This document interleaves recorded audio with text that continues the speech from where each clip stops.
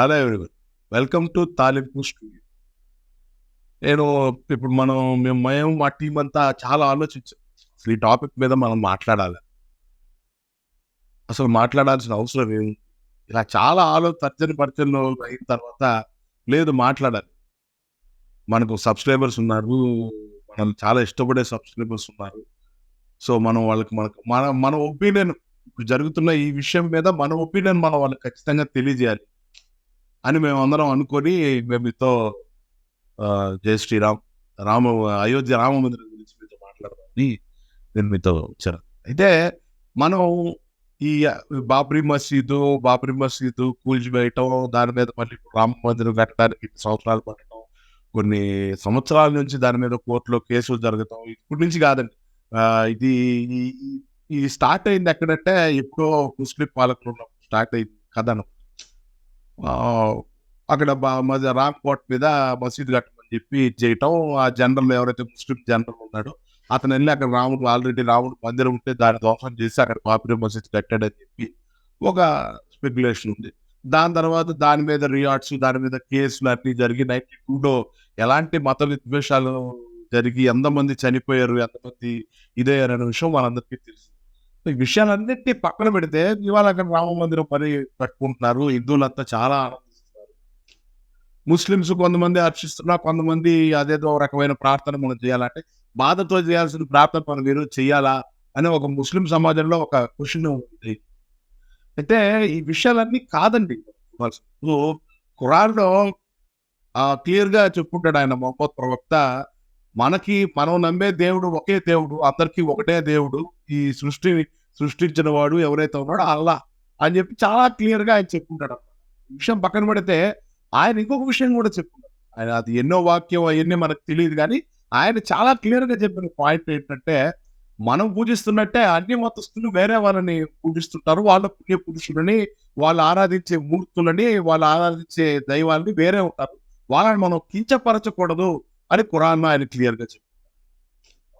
అదే విషయానికొస్తే ఇక్కడ భగవద్గీతలో అంతా నేనే, అన్నీ నేనే, మీరంతా జస్ట్ నేను నాలో నడుస్తుంటారు.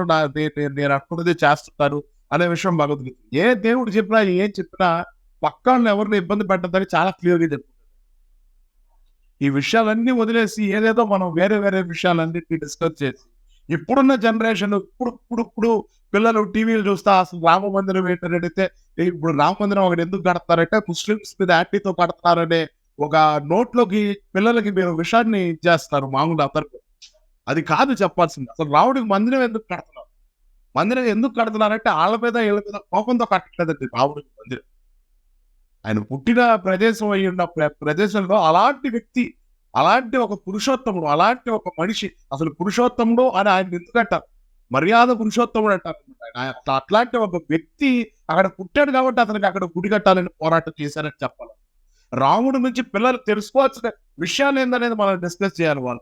అంతేగాని వేరే వాళ్ళ మీద కోపంతోనో, లేకపోతే ఒక పొలిటికల్ పార్టీ గొప్పతనం కోసమో, ఒక పొలిటికల్ పార్టీకి సంబంధించిన ఒక వ్యక్తిని పోర్ట్రేట్ చేయడం కోసమో దీన్ని కడుతున్నట్టుగా మనం పిల్లలకి చెప్పకూడదు. అది మీడియా అవ్వచ్చు, పేరెంట్స్ అవ్వచ్చు, టీచర్స్ అవ్వచ్చు, ఎవరైనా.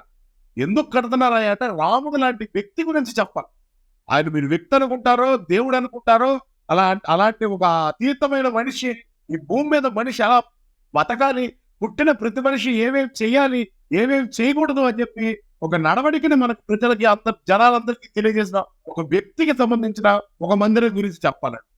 అదంతా వదిలేసి వేరేదేదో చెప్తున్నారు. అసలు రాముడు ఏంటి? అసలు రాముడు గురించి ఏం చెప్పాలి? ఎందుకు చెప్పాలి?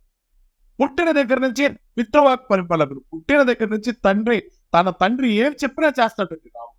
అడవులు గెలమన్నా వెళ్తాడు, ఏం చేయమన్నా చేస్తాడు. అలాంటి ఒక కొడుకు ఖచ్చితంగా తన తండ్రి తన మంచి కోసమే చెప్పుకుంటాడు. మా నాన్న చెప్పాడు నేను చెయ్యాలి.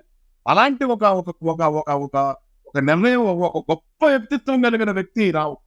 అన్నదమ్ములు ఎలా ఉండాలో రామాయణం నుంచి రాముడి నుంచి తెలుసుకోవాలండి. రాజు ఎలా ఉండాలో రామాయణం నుంచి రాజు నుంచి తెలుసుకోవాలండి. భర్త ఎలా ఉండాలో రామాయణం నుంచి రాముడి నుంచి తెలుసుకోవాలండి. పోరాటం చేసేటప్పుడు అవతల వాడిని శత్రువును కూడా క్షమించే గుణం ఎందుకు ఉండాలో మన రాముడి గురించి తెలుసుకోవాలండి. పోరాటం చేసేటప్పుడు చెట్టు చాటు నుంచి అయినా మనం ఏదైతే చెడు ఉందో దాన్ని మనం ఎలా నశింప చేయాలి అనేది రాముడి గురించి తెలుసుకోవాలి. అసలు భూమి మీద పుట్టిన మనిషి ఎలా బతకాలో మనం తెలుసుకోవాలంటే మనం రాముడి గురించి తెలుసుకోవాలి, రాముడి గురించి పిల్లలకి చెప్పాలి. ఇది వదిలేసి పిచ్చి పిచ్చివన్నీ చెప్తున్నారు. కాదండి, రాముడిలో గొప్పతనం ఇలా చెప్పుకుంటూ పోతే ఆగదండి. అలాంటి ఒక వ్యక్తి, అలాంటి ఒక దేవుడు, రాముడు లాంటి దేవుడు, లేదా రాముడు లాంటి మనిషి మీరేమైనా అనుకోండి, అలాంటిది ఒక అసమం అనమాట. ఆయనలోని ప్రతి విషయం, అట్లీస్ట్ ఆయన ఆయన ఆయన ఆహార్యం గురించి కూడా గొప్పగా చెప్పాను. అలాంటి ఒక వ్యక్తి అనమాట, అలాంటి జన్ముడని చెప్పాలి. అలాంటి ఒక రాముడి గురించి మనం ఏం చెప్పట్లేదు. ఏం చెప్తున్నాం? బాబ్రీ మసీద్ దగ్గర గుడి కడుతున్నారు. ఇది ఒక్కటి కాదండి.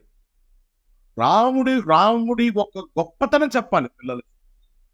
రాముడు తల్లి కోసం, తన తల్లి కౌసల్యాదేవి ఆనందపడుతుంటే దానికి ఏమైనా చేస్తాడు ఆయన. అదే విధంగా కైకే ఆనందపడుతుంటే కూడా ఆయన ఏమైనా చేస్తాడు. అలాంటి వ్యక్తి, అలాంటి ఒక మనిషి, అలాంటి ఒక దేవుడు రాముడు. ప్రతి ఒక్కరు కూడా, ముస్లిం సమాజం కూడా రాముడు మంచి చెప్పండి, మనిషిని చెప్పండి. రాముడు మనిషి, దేవుడు కాదు, పక్కన పెట్టి అల్లా ఒక్కడే దేవుడు. కానీ ఆ మనిషి అలా బతికాడు చెప్పండి. ఆ మనిషి దేనికోసం బతికాడు చెప్పండి. అలా చెప్తే ఖచ్చితంగా భావితరాల్లో కూడా మా జనరేషన్కి ఈ ప్రాబ్లం లేదండి.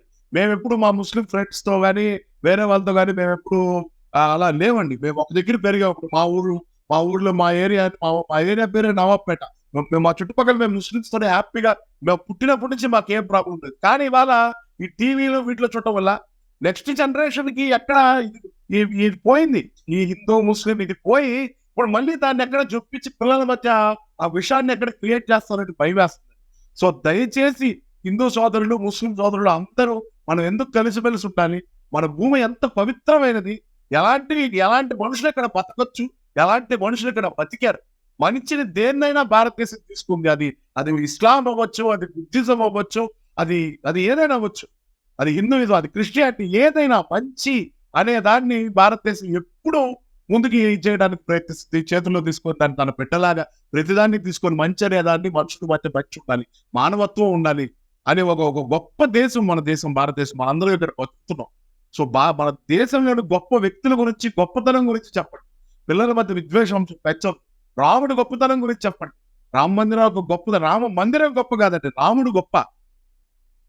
అంత పెద్ద మందిరం కంటే అంత ఇది చేయగలుగుతున్నారంటే అది లోపల వాళ్ళు ప్రాణ ప్రతిష్ఠ చేస్తున్న శ్రీరామచంద్రుడు గురించి చెప్పండి. జై శ్రీరామ్. తప్పులు ఏమన్నా మాట్లాడితే క్షమించండి. మరిన్ని విషయాల గురించి మీ ముందుకు వస్తూనే ఉంటాం. ఏదన్నా తప్పు మాట్లాడితే దయచేసి క్షమించి, మీ గురించి మాకు ఏమైనా సజెషన్స్ ఇవ్వాలనుకుంటే కామెంట్స్ రూపంలో మాకు తెలియజేయండి. సైనింగ్ ఆఫ్, కళా సందీప్, తాలూకు స్టూడియో.